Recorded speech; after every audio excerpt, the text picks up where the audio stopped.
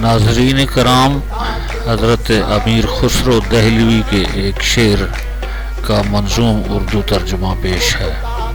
شعر ہے: گفتم کہ روشن از قمر، گفتا کہ رخسار من است، گفتم کہ شیریں از شکر، گفتا کہ گفتار من است۔ اور اب اس شعر کا اردو ترجمہ پیش کرتا ہوں۔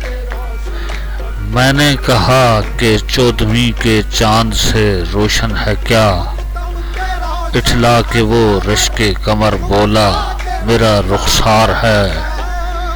میں نے کہا کہ شہد سے شیریں بھی کچھ ہوگا بھلا، شکر دہن کہنے لگا وہ تو میری گفتار ہے۔